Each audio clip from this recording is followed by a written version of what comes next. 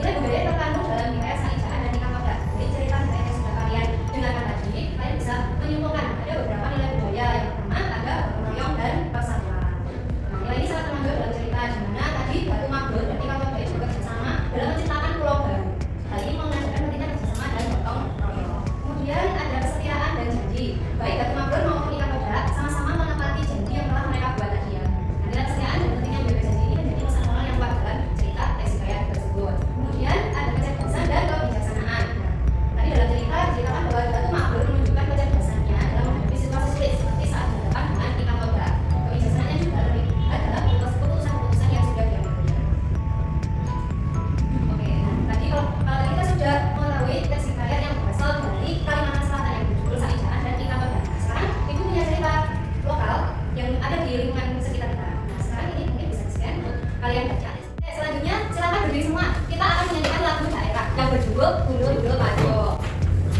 Oke, dalam hitungan kita bernyanyi bersama ya. Ya, 1, 2, 3. Gundul-gundul pajo lemberengan, nunggi-nunggi wakul lemberengan, wakul limpan sekali dadi sarapan, wakul limpan sekali dadi sarapan. Terima kasih, silakan duduk kembali.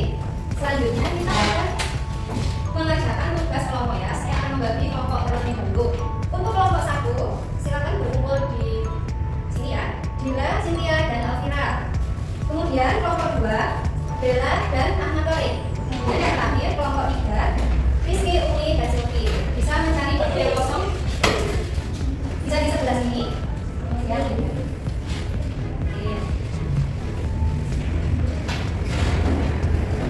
Kelompok 1, lalu kelompok 2 dan kelompok 3. Silakan dikerjakan ya. Pada kelompok 1, silakan mencari kata arkais dan arti dari kata arkais tersebut. Nah, di situ ada barcode, bisa kalian pindai atau kalian scan menggunakan gawai kalian masing-masing. Untuk yang kelompok 2, kalian diminta untuk menuliskan nilai-nilai budaya yang terdapat dalam teks tersebut. Kemudian bisa kalian gunakan dengan cerita lokal atau pengalaman kalian di lingkungan sekitar. Kemudian untuk yang kelompok 3, kalian diminta untuk menuliskan karya, bisa berupa cerpen ataupun poster yang dikaitkan dengan nilai budaya dari teks hikayat.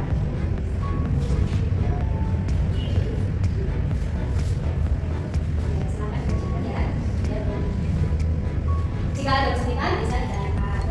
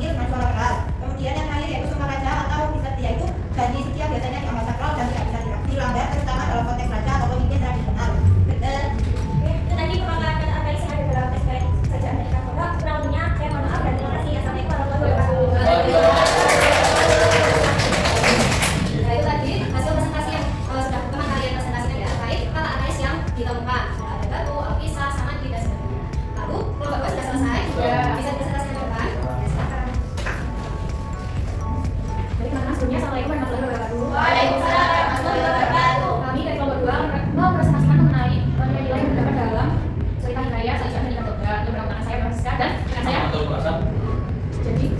Jadi kaitan nilai budaya dalam kaya dengan budaya lokal yang pertama itu ada nilai gotong royong. Jadi di dalam nilai gotong royong tersebut itu terdapat ikan-ikan yang membantu menciptakan Pulau Halimun, menunjukkan semangat gotong royong yang tinggi. Lalu yang kedua itu ada nilai kerukunan, yakni hubungan harmonis antara satu makhluk dan pada ikan toprak mencerminkan pentingnya hidup rukun dan damai.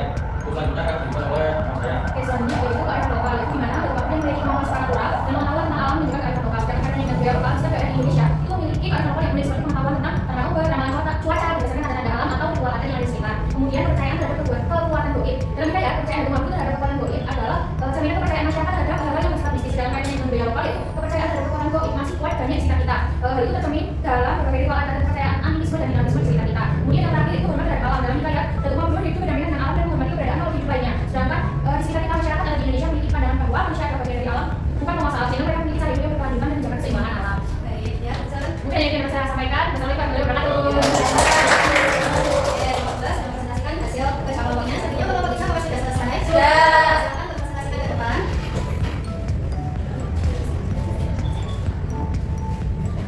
Assalamualaikum warahmatullahi wabarakatuh. Waalaikumsalam warahmatullahi wabarakatuh. Kami dari kelompok 3, saya Umar Nabila, Saya Rizky, saya Silvi, akan mempresentasikan hasil diskusi kami. Judulnya membolehkan tradisi kearifan lokal di desa.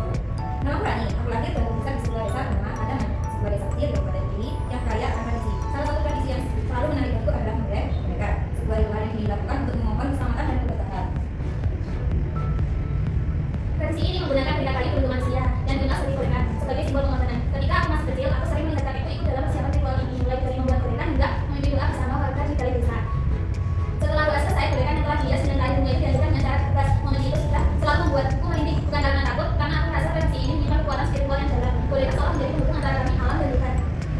Ini aku mulai mengerti mengapa tradisi ini begitu penting bagi warga Kadangan. Di balik ritual sederhana ini ada pesan dalam tentang kerendahan hati, keikhlasan dan penghormatan terhadap leluhur. Sebagai generasi muda, aku merasa punya tanggung jawab untuk menjaga keberlanjutan tradisi ini. Sebab boleh-bolehkan bukan hanya sekedar warisan budaya, tetapi juga identitas desa kami yang bermakna. Nah, ini dari kelompok kami. Assalamualaikum warahmatullahi wabarakatuh.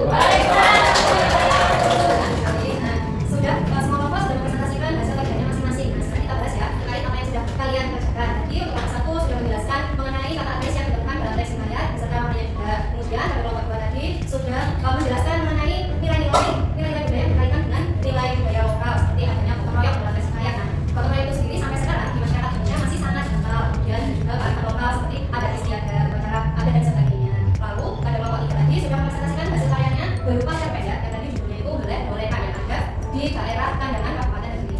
Di situ kan sudah dijelaskan tadi bahwasanya bahwa boleh-bolehkan itu merupakan upacara adat di desa yang meminta kesejahteraan dan keselamatan di desanya. Nah, dari materi yang sudah kita pelajari hari ini, kita bisa menyimpulkan ya bahwa teks hikayat yang disampaikan oleh leluhur turun-temurun itu juga bisa kita kaitkan dengan kebudayaan lokal atau cerita lokal yang ada di daerah kalian. Sampai sini apakah ada yang masih ingin ditanyakan atau belum paham? Sudah. Ada yang sudah, ada yang belum? Apa tadi yang belum dipahami? Sudah. Jika sudah, kita akan menutup pembelajaran hari ini dan kita akan lanjutkan pada pertemuan berikutnya. Kalau gitu saya akan menutup pembelajaran hari ini. Silakan untuk memimpin doa lebih dulu. Oke, belum kita mengakhiri pelajaran, kita doa bersama. Doa mulai. Selesai. Baik, sampai jumpa pada pertemuan berikutnya. Saya akhiri dulu. Sekian.